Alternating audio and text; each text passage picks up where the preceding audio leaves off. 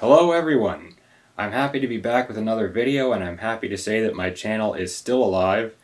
Though it has been a bit of a difficult few months for most record collectors and most people in general, as we all try to cope with this lockdown situation, I had some ideas for a couple of reviews this spring, but as everything started to shut down and get canceled, those plans kind of got pushed aside due to various work concerns and concerns of various community groups and clubs that I've been involved in. So, yeah, I haven't had as much time to work on the channel during the COVID crisis, but I have a few records here that are new to me, but are definitely not new to the world.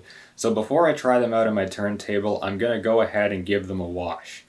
Now, there's as many record cleaning methods as there are record collectors out there, but the method that I use in particular is one that I borrowed from a YouTuber by the name of Oddbox Topper, who's a great guy. You should check his channel out. And this is his first simple record cleaning solution that he has actually since taken down from his channel simply because he has updated his method. But I found for me that it works pretty well, so I'm going to go ahead and use that tonight. So the formula that I use to wet clean my records is relatively simple. It's 4 parts distilled water, 1 part isopropyl alcohol, and about 2 or 3 drops of very pure unscented dish detergent to break the surface tension. So all of that is mixed in this spray bottle, which has not been used for anything else.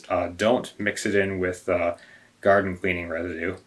And the other materials that I use are just these 2 microfiber cloths that, again, I have washed several times over the course of the time since I've been using them, and haven't been using them for anything else. What's notable here, and is a main part of my cleaning method, is the moleskin or fake moleskin side to this second microfiber cloth. And I use this moleskin to actually press the formula deep into the grooves before I rinse it off. I actually discovered that this pressed dust into the grooves of a record by accident the first time I used it, because after I'd used it to wipe a record clean, I noticed that there was actually a lot more dust in the grooves afterwards, and I deduced that I'd actually driven soap further into the grooves rather than rinsed it out. Well, fortunately that wasn't a very valuable record, and I was able to rinse it off afterwards. But I learned from that I could actually use this side to give my initial deep clean to a record before giving it a rinse and washing the rest of the residue away. And it's worked quite effectively on a number of very old and dirty records. So why don't we take off, and I will show you my cleaning method in action while talking about some of these new records that I've got. Okay, so as you could probably see from my introduction, the first record I have on the docket for cleaning is the meme record. Yes, it's Herp Alpert and the Tijuana Brass with whipped cream and other delights. This record is as common as dirt. You can find it in any thrift store or pretty much any place that sells records if you look in the value bin. And basically, when I was at the thrift store recently, I saw this in there. It's actually the first time I saw it in a thrift store, and I thought, you know what? I have to have a copy of this. I feel like it's my duty and my honor is at stake as a record collector if I don't have at least 1 copy of this in my possession. So I took it with me. I actually haven't heard this album before, except through osmosis in the general pop culture, because Herp Alpert has actually recorded quite a lot of very widely used music. This is actually his most popular album ever, I think. And from what I understand, it's very short, but very widely used by a lot of people. I remember in the vinyl collectors community there was a whole joke going around that they had repressed this album when there were still millions of copies just sitting on the shelves.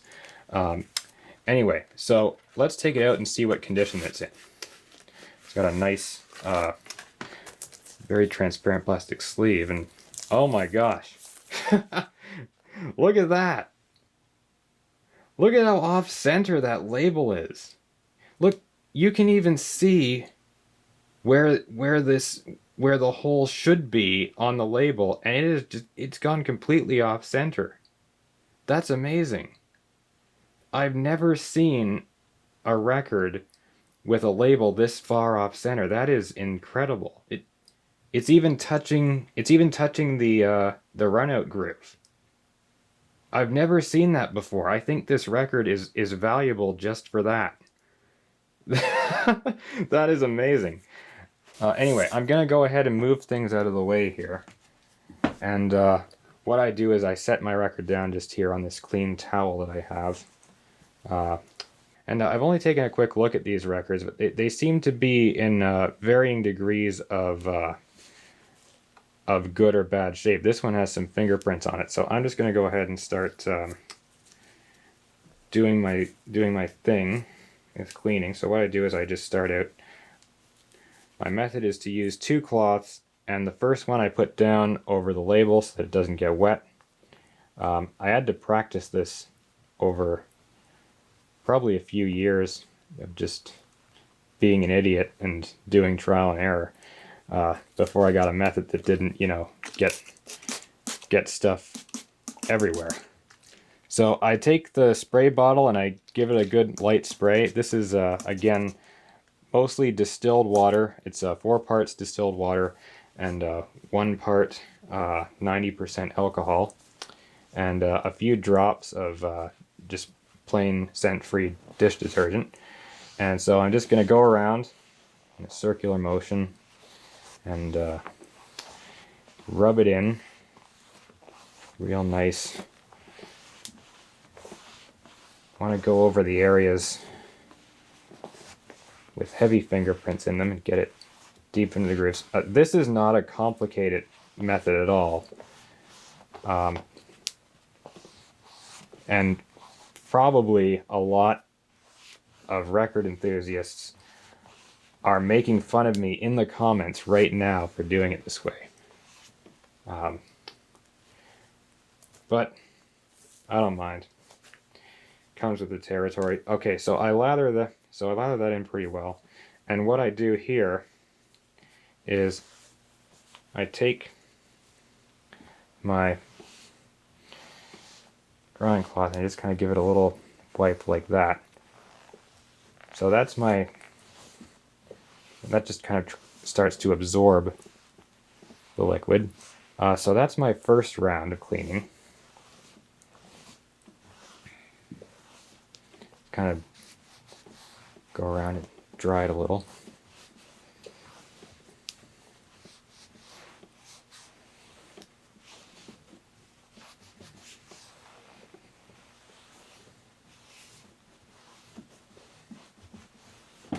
Okay, and after that's done, when I've used the moleskin side, what I do is I apply a second wash. So I just spray it again. You don't need to, if you have it set to fine, you don't need to use too much of your formula each time, just as long as you get it in a circular pattern around the grooves. But as I was saying, I went through, as I was saying, there were a few records where I got a bit of spray on the label by accident. So right now what I'm doing is just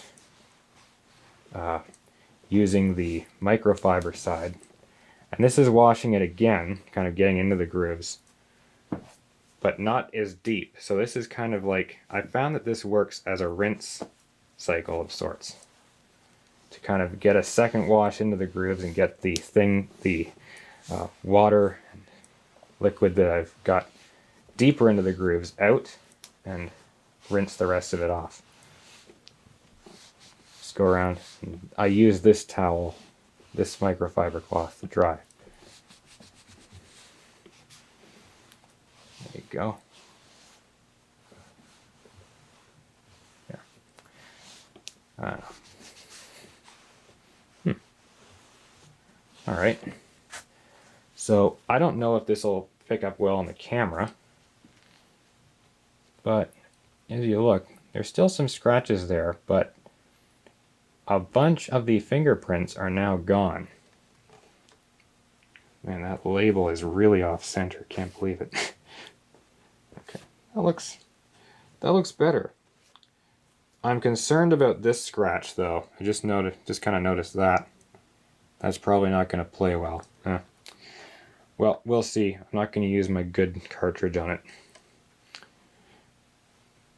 Anyway, we'll flip it over to the other side. I'm using a clean towel here.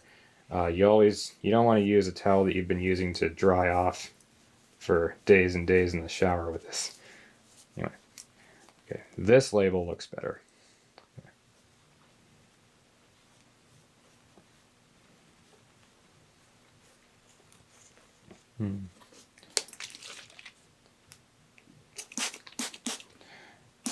Anyway, as I was saying, no matter what I do, someone in the vinyl community is going to get mad at me. And, you know, I'm open to criticism. That's how I've learned a lot of things about collecting records and how to properly store records and things, all that good stuff. I've learned a lot of that from the community and being corrected. And sometimes I feel like people are just very pedantic about how things should be done. But this method has worked very well for me. I've used this on a lot of records since I started using it, and it's turned out very well. It's done a great job for me of removing static on new and old records, and it leaves behind very little debris, like no debris, and leaves the record sounding much better each time. I was hesitant to use it the first time I tried it, and so I used it on one that wasn't particularly important to me, just to see how well it would clean it, and it turned out really great. So I started using it on more records, and it has worked very well on each record I've used it on. Of course, it doesn't, obviously, like any cleaner, it's not going to work perfectly on each one. But, you know, it gets out a lot of things. This record starts to look noticeably shinier and glossier as you wash it down.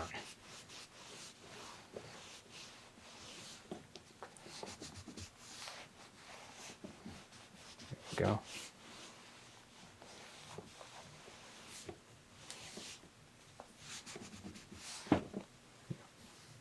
There. That looks pretty good.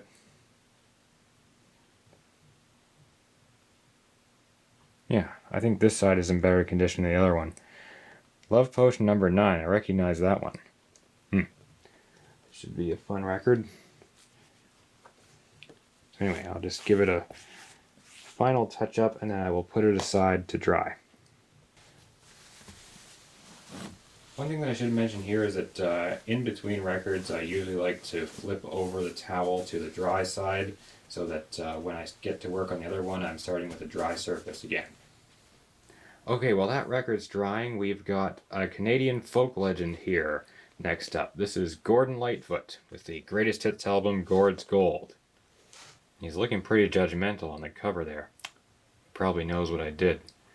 Anyway, well, as you can guess, these aren't exactly all holy grail finds, but they're interesting records that I found at the thrift store and thought they would be interesting to try and clean and see how well they play. And it's a good opportunity for me to show how a record cleaning method works. This one looks to be in a bit beat up condition. It is a bit worse for wear on the back. Probably some water damage there was probably not stolen, stored in somebody's basement. But there's some good stuff on here. Things that songs that I've always liked and songs that I grew up with. Going back probably to the beginning of his career and through to the late 70s or early 80s, I think. Anyway, my family has a long history with Gordon Lightfoot. His records, including some greatest hits records, in my grandma's attic, and I think that my parents still have a couple, so it's kind of a nostalgic purchase for me. And this record, this first record seems to be in a bit better condition than the second when I took a first peek at it, so we're going to go ahead and clean this one off first. Lay it down like usual. This towel hasn't gotten very wet in the process. I'm not spraying too heavily on the record, so there isn't a huge amount of wetness going everywhere. So I'll just start off and just begin spraying again. I'm periodically shaking up the spray mixture just to keep everything nice and mixed. And again, I'm keeping my first cloth on the label so that it doesn't get too wet. Gordon Lightfoot has such an iconic voice, such an iconic songwriting style and presence. I would say not only is he kind of like the Bob Dylan of Canada, but he's also collaborated with Bob Dylan at one point. If I'm not mistaken, I believe he worked with Bob Dylan. I have to look up the song again.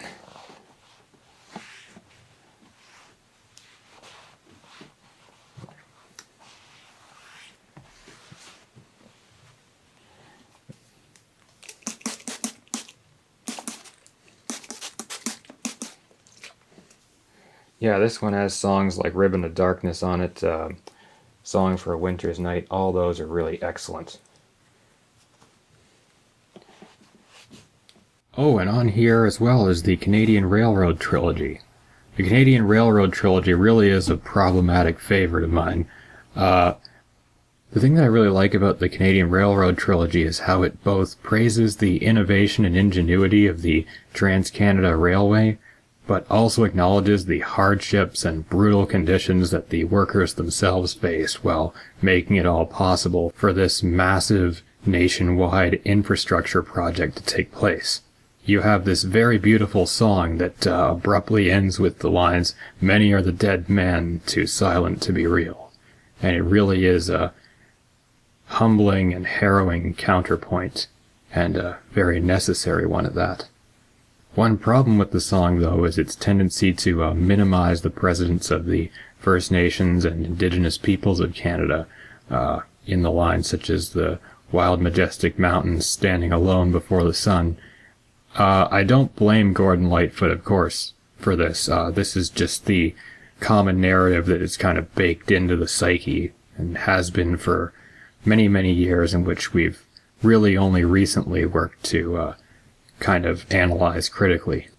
But beautiful song, beautiful music throughout this record, nonetheless. So give it a listen.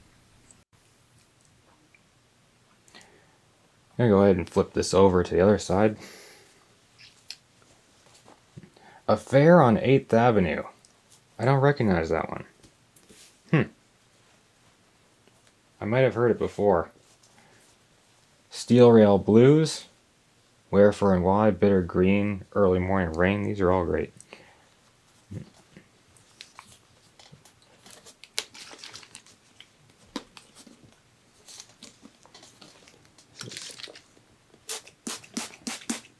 Very good if you're at all into folk.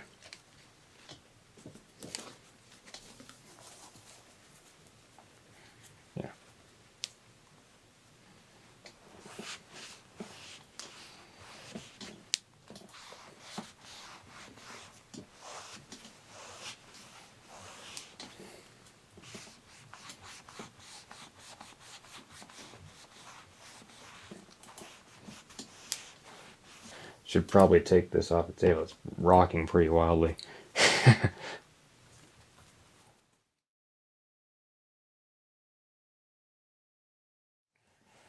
One of the things to do with this method is to try and press it in really well where the dirt is heaviest, and feel free to go lighter in areas where it's not as dirty.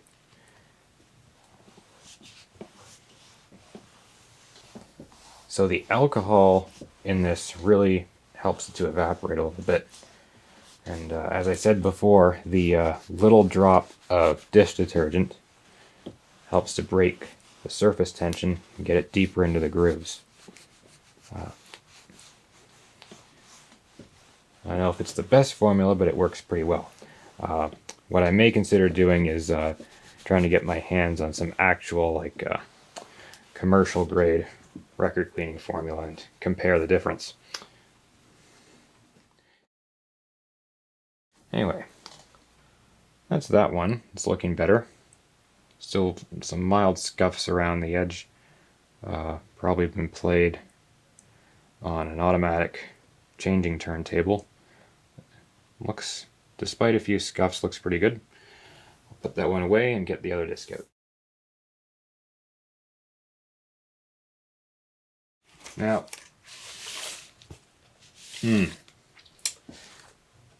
taking out this one is in noticeably worse condition, and I can tell that this one, this side, oh, yeah, there's mold on that. Yeah, that's got mildew on it.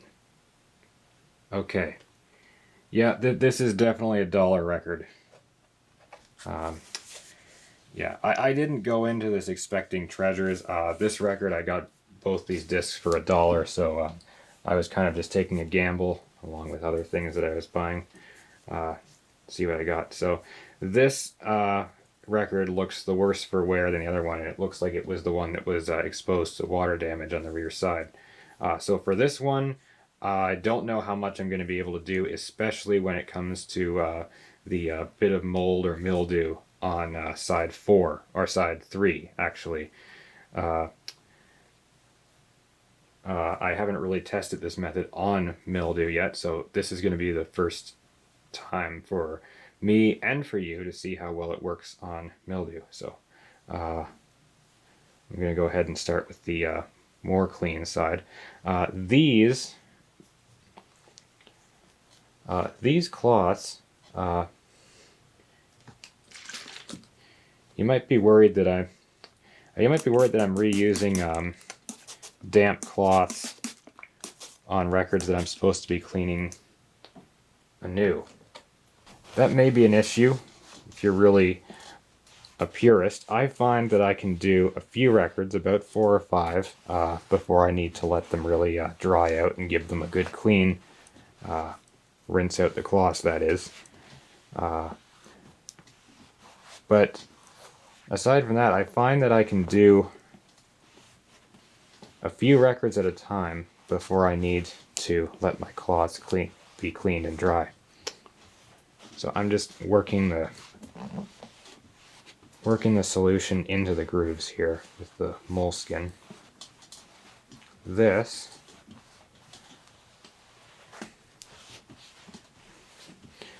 is definitely a vintage pressing. You don't get this fresh out of the box from Mobile Fidelity. Now you notice this has the Q label, so that was made at the Quality Records pressing plant in I think it was Scarborough. Yeah, Quality Records is in Scarborough, and I don't think it's there anymore. I think it was one of the many plants that was shut down over the years. Well, it's starting to look a little better. Although, of course, as with any cleaning solution, it's not going to do much for the scuffs themselves. The scratches, I should say. That's something that we're just going to have to live with. And see how bad they are. I'm going to apply my second coat now. I remember looking up one of the old record pressing plants in Scarborough and finding out that it was some kind of just run-of-the-mill suburban business park lot. Now, kind of disappointing. Oh well, all things must pass. Speaking of which, let's see how bad the other side of this record is now that I've cleaned that one. Yeah, the mold is very prominent in those spots. Well, I'll see how much this does, whether it actually gets anything out or whether there's any progress made.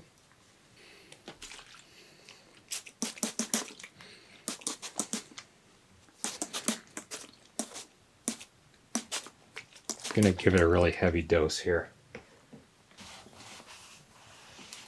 I'm gonna work this in really, really well. See if I can break up what's in there. Like most things, you don't want mold growing on your records. It's as bad for the record as it is for most foods that you eat. It will spoil your sound quality pretty easily, and it can be hard to get out. So it's not something you want to deal with, but I guess this is the acid test for this method. See how well it can get out the worst of the contaminants. I'm scrubbing pretty hard here. And by hard, I mean I'm just kind of pressing this soft moleskin into it. You don't want to be going at it with a wire brush. Remember, these are all very soft materials. You want to handle them with care. Oh, this is the side that has sundown on it. What a shame. Really like that song. Hopefully it's not ruined. Okay. Alright. Oops. And already I've got the label a little wet there by accident, but this is the mold record, so it doesn't really matter. I don't think anyone's going to shed a tear for the label being damaged on a mold record. Okay. It's starting to look a little better. I can't see the mold anymore. I think that's been pretty well cleared off. But I'll give it a rinse.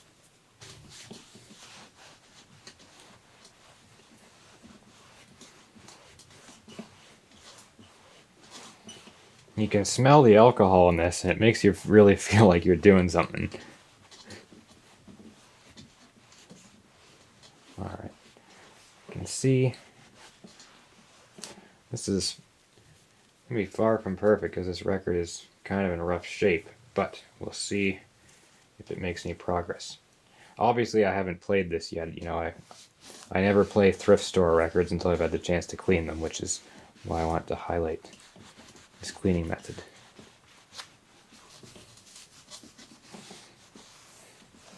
Let it dry a little bit there. Still got some scuffing on there. Oh dear. Oh well. Yeah.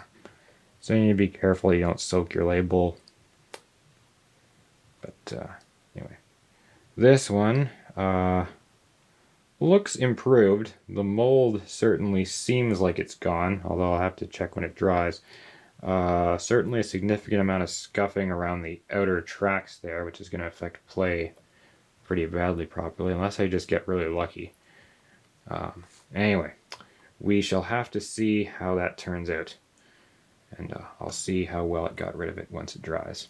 Alright, I had one more record that I was going to clean, but after discovering the mold on that one side of the last Gordon Lightfoot record, I decided that would be the last record I cleaned tonight, at least until I can go ahead and wash off my cloths in some detergent. Because the last thing I want is to be spreading mold spores around, especially on my sensitive vinyl collection. So, in the meantime, I will just show you the last item that I got from the thrift store today, and that is the man, the myth, the legend, Fats Domino, with the iconic Blueberry Hill.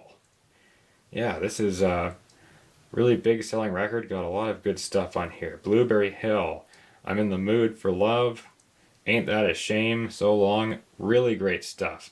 iconic foundational stuff for rock and roll. I was excited to find this, but as it turns out, someone else was very excited about this record too, because it has been so well loved that it is just completely beaten up. The cover is falling apart, and the backside is a little worse for wear too. So this is just falling out here. I'm not entirely confident in the quality here, but again, these were dollar records that I got from the bin, so I figured why not take a chance on them. I'm going to put this aside for now. The first thing I'm going to look at here is this cover here, which has a busted seam on the bottom, probably just from constant ripping the record in and out of the sleeve. But fortunately I have just the thing for that, and that is some pieces of this double-sided tape. So I'm just going to go ahead and take some very carefully and patch that up. So it's just regular old double-sided tape you can get in just about any hobby store. Be careful.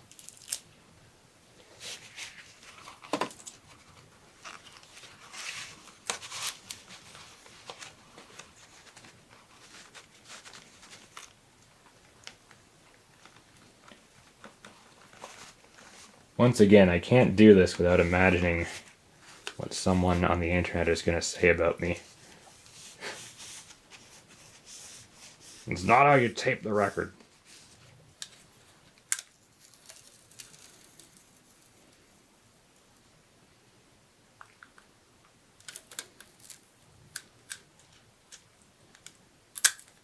So, I like to use double-sided tape with this kind of seam repair because there's no unsightly packing tape that is exposed outside the sleeve. It looks almost like the seam was never broken.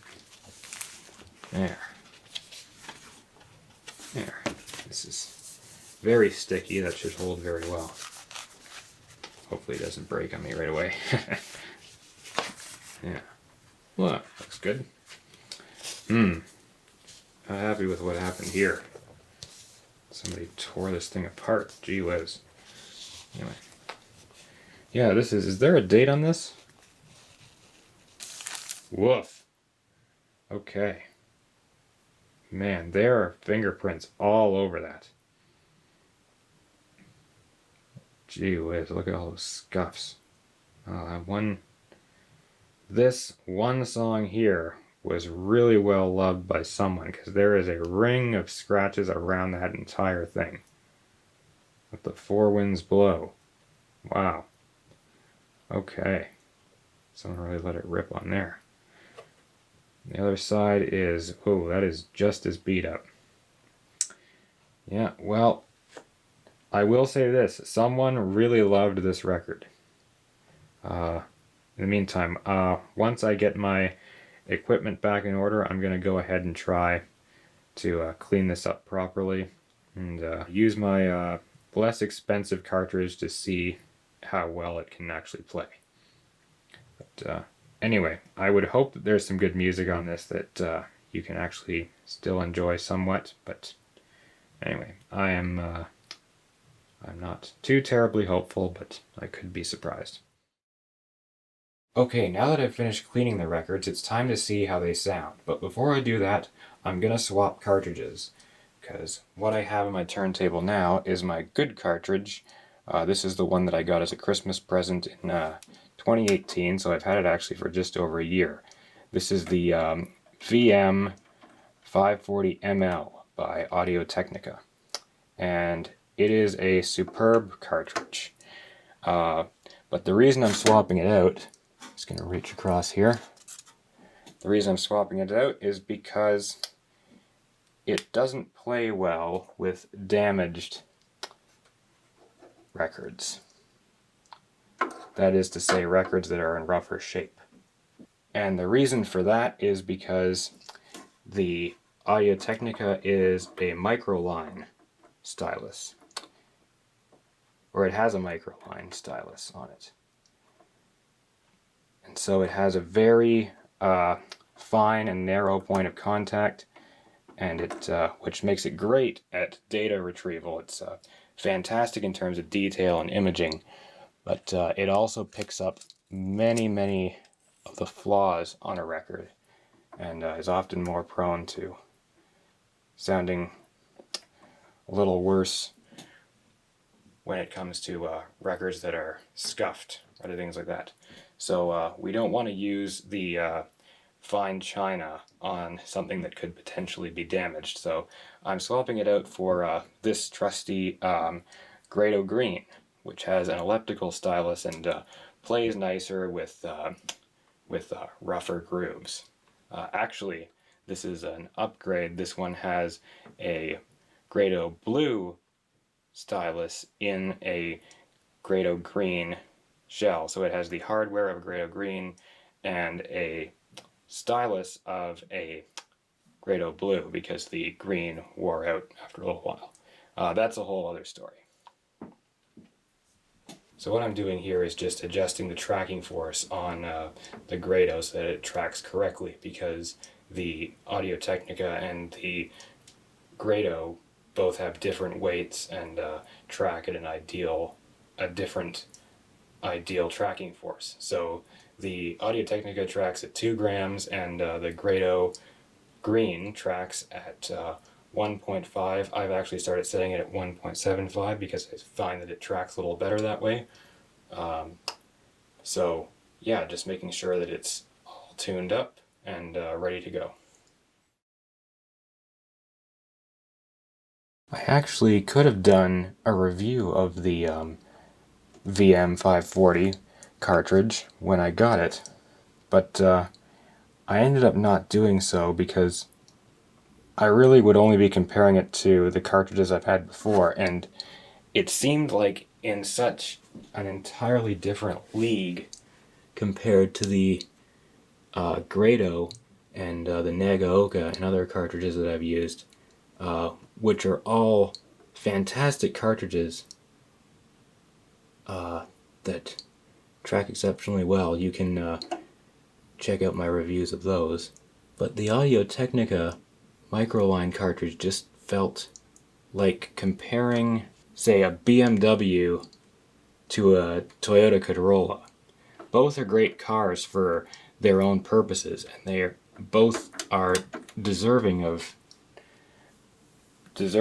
praise, but one is just in a different category than another in terms of what it does and the way that it performs. So at the time, kind of had trouble making a review of the Audio-Technica VM540 because it just felt like in a different league compared to the cartridges that I was used to using. So I would say compared to what I had before, it was much better, but then I thought, well, of course it's much better. It's in a higher price point. It's in an entirely different stylus design. This is something that I hadn't used before on my own gear. I'd heard it on other people's gear before, but not my own. So it just seemed like the things that I would say regarding it wouldn't be as useful of a comparison if I was only going off of the equipment that I had before. And so that's kind of what stopped me from reviewing it so far, but I may yet do a review based on all the listening I've done since I've begun using it, because it really is a fantastic cartridge and I've enjoyed it immensely. So I'll likely do a video in the not too distant future going over my experiences with the Audio-Technica VM540. Okay, now that I've got the cartridge set up, it's time to test out how these records sound. We're going to start here with the Herb Alpert record. It looks pretty good now that it's dried. It's still really funny how off-center that label is.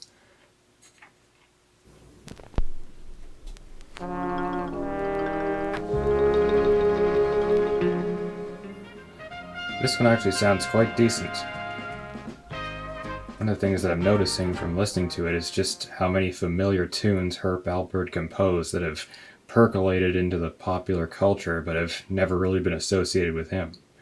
The first track in particular, I recognize this from a lot of places, but never associate it with Herb Alpert himself. I do notice that that big curved scratch on the first track isn't causing nearly as many problems as I thought it would. It actually just is more of a background noise that you can kind of ignore if you want. So that's a relief. Otherwise, it seems to play fairly well. The grooves seem to have been cleaned out fairly well, aside from the superficial scuffs that are just kind of indelible to the surface of the record. Otherwise, this one plays fairly well for a thrift store, fairly used copy. This record does have some very good stereo separation, although I do notice some very prominent crackle in the grooves, and that's likely due to just the scuffing and wear over the years that can't be buffed out by the looks of it. Okay, now I want to try the Gord's Gold album, specifically the record with the mildew on one side. I'm curious to see how well that cleaned off. As you can see, the label dried up pretty well without any damage, as it turns out. The record looks okay. I can't see any signs that the mildew is still on it. Mold, I should say. But of course, one of the drawbacks to this kind of listening test is, of course, that I've never actually played these records before, and for obvious reasons, because I just got them home from the thrift store and I don't want gunk getting on any of my equipment. It's just sitting there left over in the grooves. So you can't really know what they sounded like before you clean them. Unless you're willing to really gunk up and then have to clean your stylus thoroughly. On this record there's a lot of scuffing that varies the original sound of the record, which I think was very good, but it's just kind of buried under some scuffs that I think can't be cleaned away by any amount of scrubbing. As we move into the main area where the mold was, I don't hear any particular damage or residue from it here, so it seems like that was cleared away. Of course, the little scuffs and ticks that remain that are just part of the surface of the record now are still there. Okay, so since I've tested the other records, I was also able to wash off the cloths that I've been using and get any of the mold off of them, and because of that I was then able to clean off the Fats Domino record. So here it is now, and this will probably be the acid test for this video's demonstration. I don't know how well you can see that, but it looks like the gunk and fingerprints have mostly been cleaned off of it, but when I initially put it down, or when I initially finished cleaning it up, it still seemed a bit glossy and shiny, as if it had fingerprints on it. And I realized that that was because there's a lot of scuffing that is just permanently all over the disc. So it's a crapshoot as to whether or not this will actually sound any good at all. But there's only one way to find out. So I cleaned it off as best we can. Let's see how well it sounds once we drop the needle.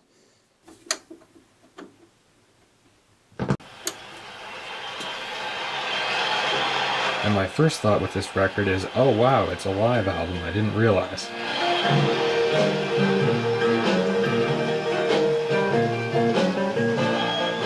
Well, this record plays about as well as I expected. The sound quality is still suffering under a heavy layer of surface scuffing and just general scratching from heavy use and abuse.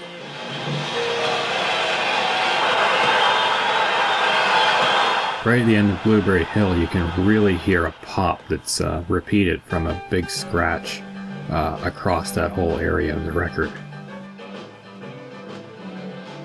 Now, however, it seems to be that the noise is just coming from the scratches that are embedded into the surface at this point. Of course, it's very hard to tell given that I wasn't able to play it before I cleaned it off, and the record is just in generally bad repair to begin with. There's a heavy dose of crackle on a lot of the highs and most of the sound throughout the record in general. However, I was pleasantly surprised to see that the big ring of scratches around the third song, that's Let the Four Winds Blow, didn't actually seem to affect playback. The needle just navigated right through it and didn't seem to be any more affected by it than any of the other scuffs on the record, so there hadn't been any issues with skips on it. Of course, it is generally just a bargain bin record at this point. The sound quality has really suffered over the years, and it really isn't very good to listen to on its own, except as I guess something you might want to put on the background just if you want it to play a real vintage record. And it really is a shame. Actually, ain't that a shame, because the music on here otherwise is really terrific. But anyway, it was a $1 record that I found in a thrift store, so it was worth a shot. So what have we learned from this? Well, this record haul turned out to be a bit of a crapshoot. Gordon Lightfoot turned out to have very good sound over most of the records, and cleaned up very, very nicely, especially on the first record, although there was some damage on the second disc. Herb Alpert and the Tijuana Brass was in fairly rough condition, but played pretty well, and Fats Domino was unfortunately rather scuffed and was a bit of a write-off, but that's the luck of the draw when it comes to looking through the cheap bin at your thrift store. But I think all of them turned out very clean with the cleaning method that I use, and none of them suffered for it, although I confess that on the last two it was particularly hard to tell because of the general state that the discs were in. But to illustrate the benefits of this cleaning method, I'll play another record that's in much better condition that I cleaned up using the same method in just a minute. Before we go, I just want to wish everyone health and safety as we get through this coronavirus situation, and wherever you are, I hope you're being careful and staying safe and staying healthy and staying strong with your community, because we will get through this together. And another thing, if you go to your thrift store to look for records or any other record shop, do take care to follow the proper safety precautions. I actually got these records and left them in my basement for a little while, for about 3 days, just to make sure that any of the icky stuff was long dead before I brought them up and worked on them. So yeah, just take precautions. Wear a mask if you're out in public, especially if you're in an area with a lot of people, and stay safe. Another review should be coming out shortly. I'm working on the script right now and working on filming various footage for it. So take a look out for that, and I will see you very soon. Keep the discs spinning.